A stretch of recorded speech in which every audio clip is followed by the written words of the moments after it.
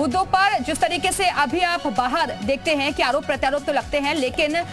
जो सत्र होता है बेहद खास मौका होता है जहां सत्ता पक्ष और विपक्ष दोनों ही अपनी अपनी बातें रखते हैं। और आप पहली बार टीवी के इतिहास में जी उत्तर प्रदेश उत्तराखंड पर पहली बार सर्वदलीय बैठक देखने जा रहे हैं, क्योंकि आज दिन में जिस तरीके से आपने देखा कि सर्वदलीय बैठक हुई, अलग अलग दलों के नेता वहां पर मौजूद रहे और सुचारू रूप से सत्र को चलाने पर सहयोग माना गया। और ऐसे ही आज जी उत्तर प्रदेश उत्तराखंड पर भी सत्ता पक्ष और विपक्ष दोनों से ही हमारे साथ खास मेहमान जुड़ रहे हैं, उनका तारुफ आपसे करवाते हैं और हम यहाँ पर भी उम्मीद करेंगे कि एक सार्थक बहस हो सकेगी आज की चर्चा में। राजेश चौधरी जी बीजेपी विधायक हमारे साथ जुड़ेंगे, इरफान सोलंकी जी समाजवादी पार्टी के विधायक हमारे से जुड़ गए हैं, बेदीराम सुबह के विधायक हमारे साथ जुड़े हुए हैं, वीरेंद्र चौधरी जी कांग्रेस के विधायक हमारे साथ जुड़ गए हैं और उमा शंकर सिंह बीएसपी विधायक हमारे साथ जुड़ेंगे आपसे थोड़ी देर में। लेकिन सबसे पहले शुरुआत इरफान सोलंकी जी मैं आपके साथ ही करना चाहूंगी, क्योंकि देखिए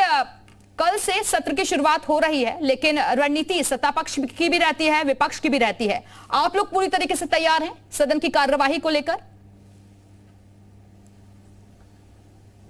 जी बिल्कुल हम तैयार हैं, क्योंकि ये जो मानसून सदन है हमारा वो इसलिए है कि हम लोग अपनी बात जो है माननीय मुख्यमंत्री जी के सामने और विधानसभा में लग पाए। आप ही जैसे तमाम चैनलों से पता चलता है कि देश विदेश और प्रदेश में क्या हो रहा है, तो उसी की चर्चा लेके हम लोग मानसून सदस्य जो हमारा हाउस होने जा रहा है, सेशन जो होने जा रहा है, उसमें हम अपनी बात रखेंगे। और आज जब सवेरे हमारे राष्ट्रीय श्री अखिलेश यादव जी ने जब समाजवादी पार्टी विधायक दलों की बैठक बुलाई थी, तो उसमें यही तय हुआ था कि हम लोग अपनी अपनी बातें रखेंगे और हाउस को मुकम्मल 23 तारीख तक चलाएंगे, ताकि जनता की बात मुख्यमंत्री जी जाने। कभी कभी ये होता है माननीय मुख्यमंत्री जी अपने अधिकारियों को जिले में तैनात कर देते हैं, चाहे वो डीएम की शक्ल में हो या एसएसपी की शक्ल में या कमिश्नर की शक्ल में हो, पर जिले की पूरी बात अगर उनके तक नहीं पहुंचती है तो यहीं पे होता है कि कहीं पे कहीं गुमराह कर दिया जाता है। तो इस बात को हम विधायक हैं, अपने अपने जिले अपने अपने क्षेत्र से आते हैं, तो हम लोग अपनी बात मुख्यमंत्री जी के सामने रखेंगे ताकि जनता को राहत मिल सके और मुख्यमंत्री जी को मालूम चल सके कि उत्तर प्रदेश कहाँ जा रहा है। इरफान सोलंकी जी, लेकिन जिस बात का जिक्र आप लोग कर रहे हैं, जनहित से जुड़े हुए मुद्दे जाहिर तौर पर उठाने चाहिए और ये हक भी है विपक्षी पार्टियों का, लेकिन कम से कम जो सदन के भीतर का माहौल है वो ठीक तरीके से रहना चाहिए, सदन की गरिमा का ख्याल रखा जाना चाहिए। जी बिल्कुल, मैं पिछले 20 साल से माशाल्लाह आ रहा हूँ। मैंने बहन जी का भी दौर देखा, माननीय मुख्यमंत्री अखिलेश जी का भी दौर देखा हमारे, और योगी जी का पिछले 6 साल से दौर देख रहे हैं। तो मुझे मालूम है कि देखिए ऐसा होता है कि कभी कभी कुछ बातें जो होती हैं जो हम नहीं सुनना चाहते हैं, और वो बातें जब बताई जाती हैं तो माहौल बिगाड़ने की कोशिश करती है। देखिए आप सत्ता में हैं, तो सत्ता में मतलब ये है कि कहीं धूप होती है कहीं छाव होती है, तो आपको सच भी सुनना पड़ेगा और आपको हकीकत का सामना भी करना पड़ेगा। और देखिए क्षेत्र में यानी उत्तर प्रदेश के आप मुख्यमंत्री हैं और आपको जनता ने दोबारा मौका दिया है सरकार चलाने का, प्रदेश चलाने का। तो इस समय आप जानते हैं कि अभी जो पिछले 14 तारीख से लेके 18 तारीख तक जो हमारे राष्ट्रीय अखिलेश यादव जी ने धरने का प्रोग्राम रखा था, जो हमारे पूर्व प्रधानमंत्री चौधरी चरण सिंह जी की मूर्ति पे रखना था, उनकी स्मारक पे, तो वहाँ पे नहीं करने दिया है। कल यही डिसाइड हुआ है कि जैसे गांधी जी ने अंग्रेजों के खिलाफ दांडी मार्च करा था, जब नमक के लिए उन्होंने आंदोलन करा था, ऐसे हम लोग भी ये सरकार को बताना चाहते हैं कि हम लोग अपनी पार्टी कार्यालय से लगभग 1.25-2 किलोमीटर का सफर तय करेंगे, पैदल चलेंगे हम लोग, वहाँ से निकल के हम लोग विधानसभा जाएंगे और ये बताएंगे कि हम जनता की आवाज़ लेके आए, क्योंकि सच तो सच ही होता है। आप बोले हम बोले कोई भी बोले, सच परेशान हो सकता है पर पराजित नहीं। ठीक है सोलंकी जी, वापस में आऊंगे आपके पास। अरुण राजभर जी भी इस वक्त हमारे से जुड़ गए हैं सुबह सपा से। अरुण राजभर जी, बहुत स्वागत है आपका जी उत्तर प्रदेश उत्तराखंड पर। कल से सत्र की शुरुआत होने जा रही है, आपकी तैयारियां क्या कुछ है?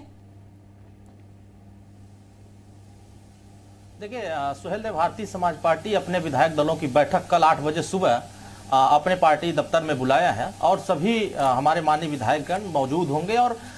विधानसभा में जनता से जुड़े हुए मुद्दे या विधानसभा में जो जनता ने हमें अब तक शिकायतों को हमको दिया है और उत्तर प्रदेश में जिन मुद्दों की लड़ाई सुहेल देव भारतीय समाज पार्टी लड़ती आई है, उनको प्रमुखता से सदन में कैसे चर्चा में लाई जाए और किस तरीके से उसको उठाया जाए, इस पे बहुत गहन मंथन हुआ है। और आज हमारे माननीय विधायक बेदीराम जी सर्वदलीय बैठक में भी गए थे और माननीय मुख्यमंत्री जी और माननीय विधानसभा अध्यक्ष जी को यह भरोसा दिया है कि सुहेल देव भारतीय समाज पार्टी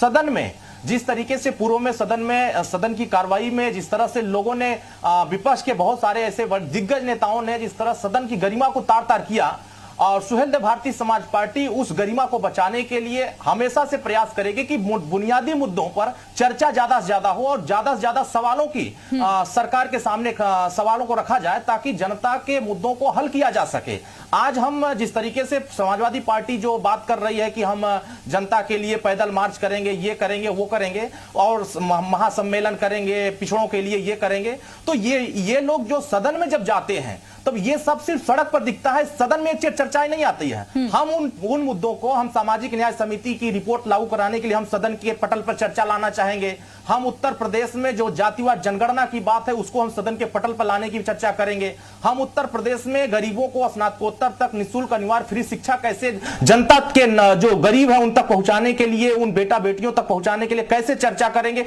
उसको सदन के पटल पर रखने का प्रयास करेंगे। और उत्तर प्रदेश में एक बहुत बड़ी समस्या चल रही है कि जो आज बिजली की समस्या है कि एक ऐसा मीटर लगा हुआ है स्मार्ट मीटर, उस मीटर में जो एक बल्ब और एक ट्यूबलाइट जला रहा है उसकी भी मीटर में बिजली बड़े पैमाने पर आ रही है। जो